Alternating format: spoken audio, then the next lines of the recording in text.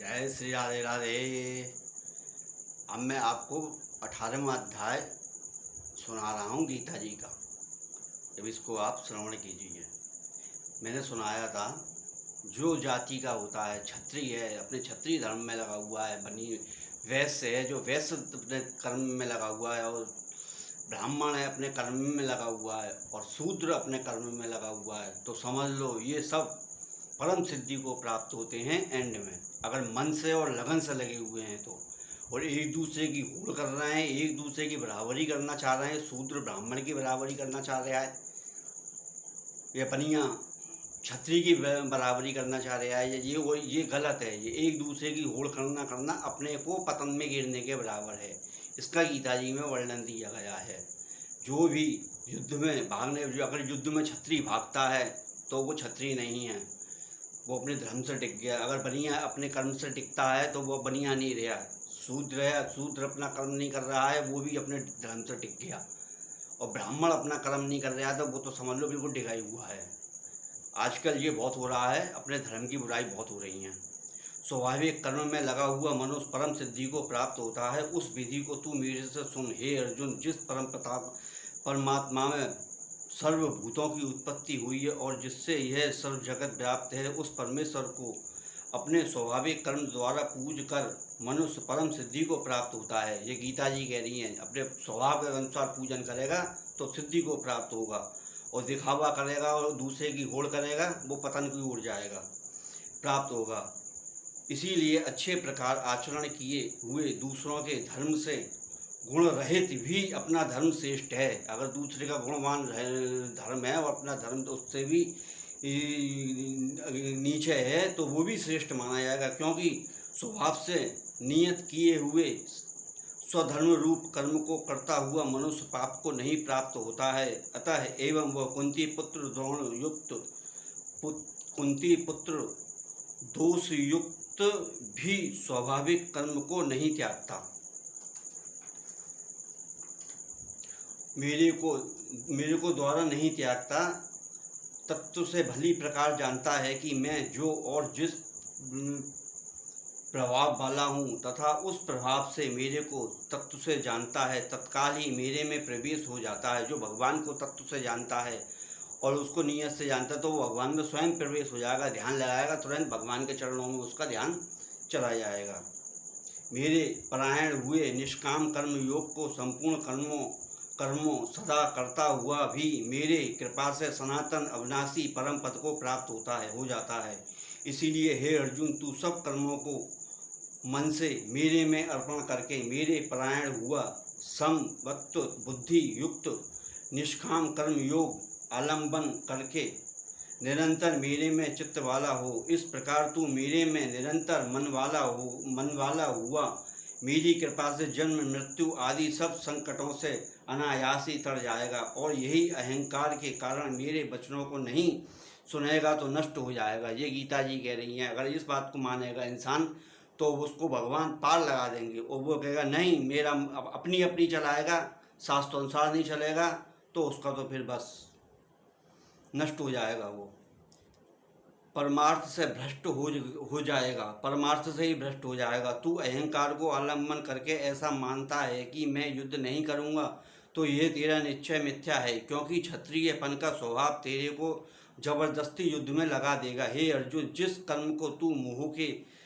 मोह से नहीं करना चाहता है उसको भी अपने पूर्वकृत स्वाभाविक कर्म से बंधा हुआ परवश होकर करेगा। क्योंकि हे अर्जुन, शरीर रूप यंत्र में आरूढ़ हुए संपूर्ण प्राणियों के अंतर्यामी परमेश्वर अपनी माया से उसके कर्मों का अनुसार भ्रामता हुआ सब भूत प्राणियों में हृदय में स्थित है। इसीलिए हे भरत, सब प्रकार से तू परमेश्वर की ही अनन्य शरण को प्राप्त हो। तू उस परमात्मा की कृपा से ही परम शांति को और सनातन परम धाम को प्राप्त होगा। इस प्रकार ये गोपनीय से भी अति गोपनीय ज्ञान मैंने तेरे लिए कहा है। रहस्य युक्त ज्ञान को संपूर्णता से अच्छी प्रकार विचार के फिर तू मेरे से चाहता है वैसे ही कर, अर्थात जैसे तेरी इच्छा हो वैसे ही कर। इतना कहने पर अर्जुन का कोई उत्तर नहीं मिला। इसके कारण श्री कृष्ण भगवान फिर बोले कि हे अर्जुन, संपूर्ण गोपनियों से भी अति गोपनीय मेरे पास रहस्य युक्त वचनों को तू फिर मेरे से सुन, क्योंकि तू मेरा अतिशय अति प्रिय है। इससे यह परम हित कारक वचन मैं तेरे लिए कहूँगा। अर्जुन, तू केवल मुझ सच्चिदानंद वासुदेव परमात्मा को अनन्य प्रेम से नित्य निरंतर अचल मन वाला हो, और तू मुझको परमेश्वर को ही अनिशय श्रद्धा भक्ति सहित निष्काम भाव से नाम गुण और प्रभाव के श्रवण कीर्तन मनन और पठन पाठन निरंतर भजने वाला हो, तथा मेरे शंख चक्र गदा पद्म और करीट कुंडल आदि आभूषणों के युक्त पीताम्बर बनमाला और कौस्तुभम मणि धारी विष्णु का मन वाणी और शरीर के द्वारा सर्वस्व अर्पण करके अतिशय श्रद्धा भक्ति और प्रेम से विहल्लता पूर्वक पूजन करने वाला हो, और मुझ सर्वशक्तिमान विभूति बल ऐश्वर्य माधुर्य गंभीरता उदारता वात्सल्य और सुहृदता आदि गुणों से संपन्न सबसे आश्रय स्वरूप वासुदेव को विनय भाव पूर्वक भक्ति सहित साक्षात दंडवत प्रणाम कर ऐसे करके तू मेरे को ही प्राप्त होगा। यह मैं तेरे लिए सत्य प्रतिज्ञा करता हूँ, क्योंकि तू मेरा अनन्य प्रिय सखा है। इसलिए सर्वधर्मों को अर्थात संपूर्ण कर्मों की आश्रय को त्याग कर केवल एक मुझ सच्चिदानंद वासुदेव को परमात्मा की अनन्य शरण को प्राप्त हो, मैं तेरे को संपूर्ण पापों से मुक्त कर दूंगा। ये भगवान कृष्ण कह रहे हैं, तू मेरे अर्पण हो जा, मैं तेरे को संपूर्ण पापों से मुक्त कर दूंगा। हे अर्जुन, इस प्रकार तेरे हित के लिए कहे हुए उस गीता रूप परम रहस्य को किसी काल में भी ना तो तपरहित